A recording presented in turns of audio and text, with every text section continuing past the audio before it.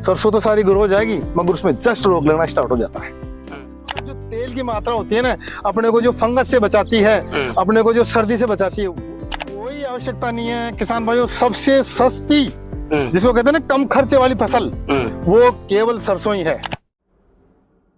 साथियों नमस्कार।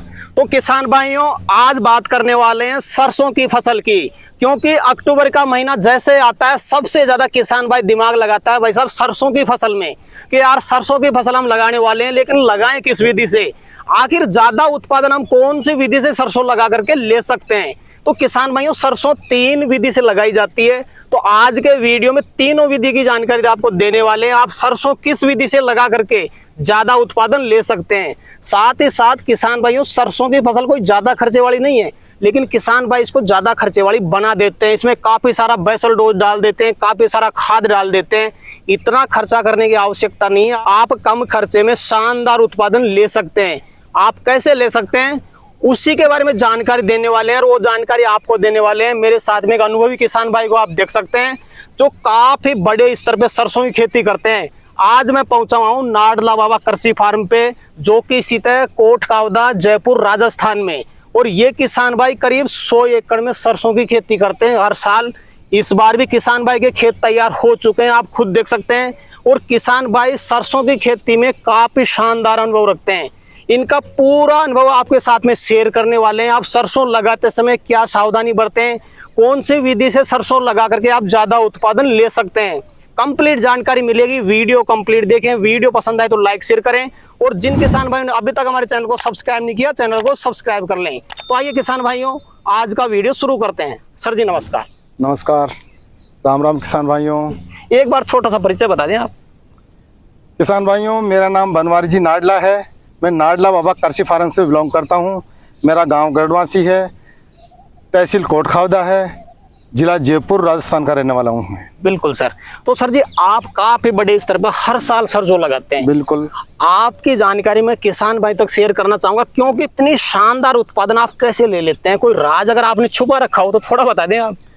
नहीं, देखो राज की तो बात ये है किसान भाइयों, मेरे जो अंदर जानकारी हो वो पूरी आप तक जाए, और मैं जो आपको जानकारी दूंगा मैं प्रैक्टिकल देता हूँ और बिल्कुल सटीक देता हूँ। कोई फैक्ट मेरे अंदर है नहीं, क्योंकि मेरा एक ही लक्ष्य है कि मेरे हिंदुस्तान के किसान भाई है वो आगे बढ़े, पैसे से मजबूत बने। बिल्कुल। इसलिए मैं क्या है कि कम खर्चे पे कभी बिना काम का स्प्रे, बिना काम का बेसल डोज कभी नहीं दिलाता हूँ मैं। और मैं इस एरिया के अंदर नंबर 1 पैदा करता हूँ सरसों की। वही बात सर जी, कई किसान भाई क्या करते हैं, सरसों बिल्कुल कम खर्चे वाली फसल है, किसानों ने इसको इतने खर्चे वाली फसल बना दिया भाई साहब, भर के बेसल डोज डाल देते हैं, बाद में कई सारे स्प्रे कर देते हैं, खर्चे में पूरी हो जाती है अपनी फसल। तो कोई आवश्यकता नहीं है किसान भाइयों। सबसे सस्ती, जिसको कहते हैं ना कम खर्चे वाली फसल, वो केवल सरसों ही है। केवल सरसों एक ऐसी फसल है जो आपके बहुत कम खर्चे पे लग सकती है। बिल्कुल सर। और अब सर जी, मैं लगाने की विधि, पूरा प्रोसेस किसान भाई तो शेयर करना चाहूंगा। सबसे पहले ये बता दें, जैसे किसान भाई सरसों लगाना चाहता है, इसमें मुख्य खेत तैयारी होती है, क्योंकि खेत तैयारी काफी समय से करते रहना पड़ता है किसान भाई। बिल्कुल। पूरा प्रोसेस बता दें खेत तैयारी का आप। देखो किसान भाइयों, जब खेत की तैयारी की बात आती है तो खेत की तैयारी जुलाई से ही होती है। जुलाई से अपने ये जो कल्टीवेटर वगैरह निकालना पड़ता है, चारा वारा फूस जैसे खरपतवार हो जाती है उनको निकालना पड़ता है, बिल्कुल फ्रेश खेत को रखना पड़ता है जी। और वहीं से इसकी तैयारी होती है। जब तक खेत के अंदर नमी अच्छी तरह नहीं होगी, नमी नहीं बनेगी, उसमें आप 2 बार निकाल दिए, डेले पड़े हैं खेत के अंदर, खेत सही है ही नहीं, तो उसमें इतनी पैदावार भी नहीं होगी। इसका मेन जो पैदावार, बड़ा जो पैदावार, अच्छी उत्पादन होती है ना, उसका मेन कारण ये है कि भूमि की अच्छी तैयारी हो। मेन चीज तो भूमि की अच्छी तैयारी हो। बिल्कुल। लगाने का परफेक्ट समय कौन सा है सर जी, कौन से समय से कौन से समय तक सरसों की बुआई किसान भाई कर दे? किसान भाइयों देखो, ये जो समय चल रहा है ना, ये सरसों का ही चल रहा है। कोई किसान भाई अगेती भी कर देते हैं, मगर आप तो सीधी भाषा में मेरे से पूछना चाहो ना, तो 1 अक्टूबर से 30 अक्टूबर तक ये बिल्कुल सटीक समय है सरसों का। इसमें सभी राज्य आगे, कोई भी राज्य अपने इसमें लगा सकता है कि 1 अक्टूबर से 30 अक्टूबर तक का इसका समय रहता है। 1 महीने की अवधि रहती है इसकी, इसमें आप लगा सकते हो। अगेती पिछेती इसमें सारी आ गई, उसके बाद में आप लगाओगे तो अनसक्सेस रहेगी, टेम्परेचर की भी थोड़ी बात कर लेते हैं, क्योंकि किसान भाई कई बार कंफ्यूजन में रह जाते हैं यार कितने टेम्परेचर में सरसों ग्रो हो जाती है। देखो किसान भाइयों, टेम्परेचर तो क्या है कि 30 डिग्री से लेके 25 डिग्री का टेम्परेचर जब आए ना, तो उस टाइम पर अपन सरसों ग्रो हो जाएगी, सीडलिंग विधि से भी हो जाएगी जब तो। अच्छा हाँ जी, ये 30 और 25 का आप देखा करो, टेम्परेचर इतना रहे तो लगा दिया करो। 35 तक भी लगा सकते हो, जब 35 हो ना तो आप छिड़काव विधि से लगा सकते हो, मगर 30 पे आप सीडलिंग विधि से भी लगा सकते उड़ाई कर सकते हैं। हाँ। जी, कई विधि से किसान भाई सरसों लगाते हैं पूरे इंडिया में। कौन कौन सी विधि से सरसों लगाई जाती है सर? देखो किसान भाइयों, सर ने बहुत अच्छा प्रश्न किया है कि फर्स्ट में यदि उस सरसों ग्रो किस तरह से करें, कौन सी विधि से करें, ये सर ने बहुत अच्छा प्रश्न किया है। मोस्ट इम्पोर्टेंट प्रश्न है सरसों की उड़ाई के लिए। तो इसमें क्या है कि किसान भाइयों, तीन तरीके से सरसों की बिजाई अपन कर सकते हैं। जैसे अगेती कोई लगाना चाहे तो एक तरीका है कि अपन खेत को तैयार कर लें, बिल्कुल तैयार कर लें, खाद वाद जो भी बेसल डोज आपको देने, न्यूट्रिएंट्स जो भी देने, उर्वरक जो भी देने आपको, जो दे देना है वो पहले मैंने बता भी दिया पहले वीडियो में, अब भी बता दूंगा कि वो दे दुआ के और अपन छिड़क के और उसको पाठा चला के और उसके ऊपर पानी चलाओ। पहली विधि तो ये है जी, ये अगेती वालों के लिए। दूसरी विधि ये है कि जैसे अपन ने खेत में बेसल डोज वगैरह दे दुआ के और उसको अच्छी तरह पलेवा करके फिर उसको बा के और फिर उसमें छिड़क के और फिर रोटावेटर थोड़ा कम मात्रा में, 2 उंगल नीचे 3 उंगल नीचे जाए बीज, उसके ऊपर रोटावेटर चला दो, वो और भी बढ़िया रहेगी उससे।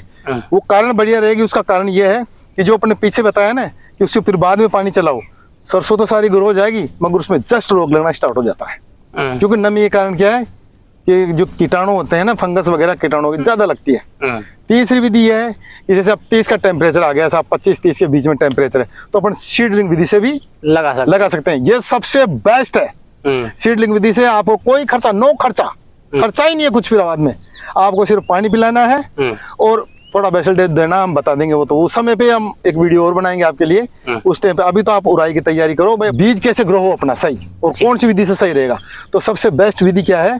सीडलिंग विधि। और सीडलिंग विधि में भी यह है कि अपन सीडर चलाते हैं ना, उसमें बीज जाना चाहिए 2 उंगल 2.5 उंगल। बिल्कुल, अपन मैं इंची टेप नहीं बता रहा, आपकी उंगलियां ना उससे नाप लेना। जैसे सीडलिंग चलती है, उमरा चलता है, तो उसमें उंगली से भी देख सकते हैं, उंगली से देख के उसको नाप के देख लो, ऐसे नाप के देख लो। 3 उंगल होना चाहिए, 3 उंगल 2.5 उंगल, इससे ज्यादा नहीं। 3 उंगल से ग्रो हो जाती है, 2.5, 2, 2.5, 3, कहीं 3 भी हो जाती है, सीडलिंग अक्सर नहीं चलती है। 3 उंगल 2.5 उंगल ये चलना चाहिए अपना बीज। बिल्कुल बिल्कुल। ये तो इसमें क्या है कि आपके सरसों अच्छी ग्रो हो जाएगी, टेम्परेचर 30, 25 तक भी आ जाएगा। तो मगर ज्यादा अपन लेट करते हैं ना, जो ही सरसों लेट करते हैं तो फिर उसमें एक शिकायत आ जाती है मोलिया वाली, मोइला लग जाता है फिर उस टाइम पे, चेपा लग माऊ चेपे का रोग ज्यादा आ जाता है उस टाइम। बिल्कुल, ये बात हो गई सर जी लगाने की विधि की। और जी सरसों की फसल में सबसे इंपॉर्टेंट चीज कोई है तो वो है बेसल डोज, खाद डालना। क्योंकि सरसों उड़ाई से पहले किसान भाई खाद की उड़ाई करता है, और खाद की उड़ाई अगर सही बेसल डोज का चुनाव वो नहीं कर पाएगा तो सरसों की फसल से ज्यादा उत्पादन नहीं ले सकता। परफेक्ट बेसल डोज बता दी, 1 एकड़ में कौन कौन सा खाद किस मात्रा में डाले? बिल्कुल, ये प्रश्न भी आपने बहुत अच्छा किया है, क्योंकि जो सरसों ग्रो करेगी वो अपना स्ट्रॉन्ग बनेगी, वो बेसल डोज से उर्वरक से बनेगी।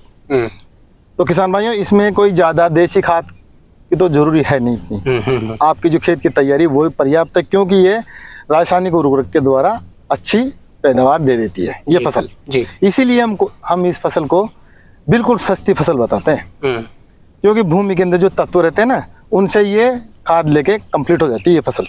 अब सबसे पहले तो किसान भाइयों अपने को क्या ध्यान देना पड़ेगा क्योंकि ये तिलने फसल है, तिलने फसल है, तो इसमें सबसे पहले तो सल्फर का प्रयोग जरूर अपने ध्यान में रखना है कि सल्फर तो अपने को देनी है सरसों में।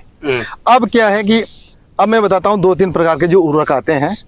देखो, सिंगल सुपर फॉस्फेट आता है, 1 एकड़ के अंदर आप ले 2 कट्टे सिंगल सुपर फॉस्फेट के, 1 कट्टा ले नाइट्रोजन यानी यूरिया का, और 5 किलो से 7 किलो तक ले आप सल्फर 1 एकड़ में, 3 किलो पोटास लेनी है। आपस में मिश्रण करके और अपन खेत के अंदर उड़ाई कर दो।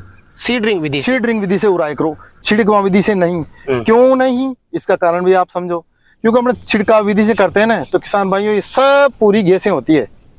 ये क्या है कि वाष्पीकरण होके उड़ जाती है, नाइट्रोजन आसमान में चली जाती है। तो ऐसे क्या है कि आपके जो डोज देते हैं वो आधी लग पाती है। इसलिए आपको सीडिंग विधि से ओढ़ना है खेत के अंदर। और अपने सरसों जैसे कितनी गहराई पे हो रहे हैं उससे 4 आंगुल नीचे जी, वो अपने सीडिंग विधि से जो कर रहे हैं ना वो बिल्कुल सही है। वो तो इसमें सरसों में काफी जड़ें होती है, वो तो ले लेती है उसको। तो अब ये जो मैंने बताया ना डोज, ये आपस में मिश्रण करके और आप सीडिंग विधि से इनको ओढ़ दो अपने खेत में। 1 एकड़ की डोज बताई है मैंने।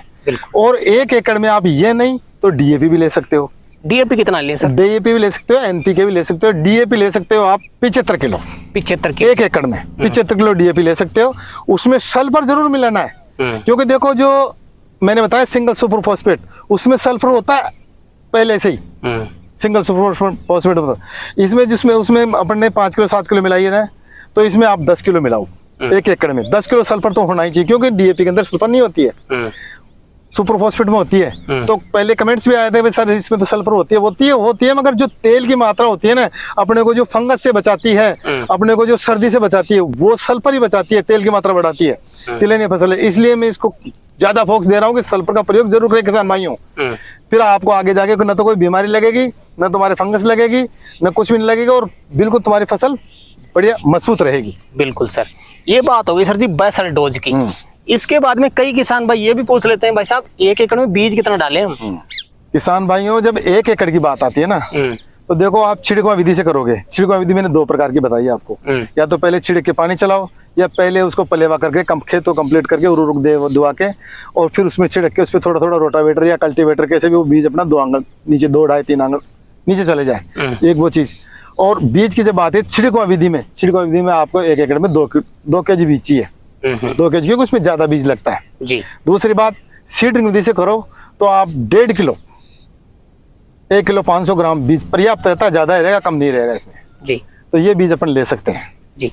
किसान भाई ने उड़ाई कर दी या फिर छिड़काव विधि से बिजाई कर दी, सरसों उगने में कितना टाइम ले लेती है? सरसों उगने में 4 दिन 5 दिन के अंदर ग्रो हो जाती है। ये 7 दिन के अंदर पूरी आपकी सरसों बाहर निकल आएगी, बाहर निकल जाती है। जी। तो सर जी सरसों की फसल में कोई मुख्य सावधानी अगर किसान भाई को बरतनी पड़े तो वो क्या रहती है, वो एक बार आप बता सकते हैं?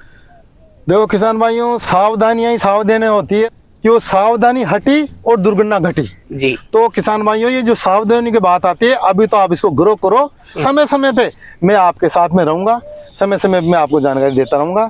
सावधानियां तो आपको रखनी है। सावधानियों के बारे में एक वीडियो और बनाएंगे, हम आपको अच्छी तरह समझाएंगे, क्योंकि एक वीडियो में पूरी अच्छी तरीका हम आपको समझा नहीं पाते।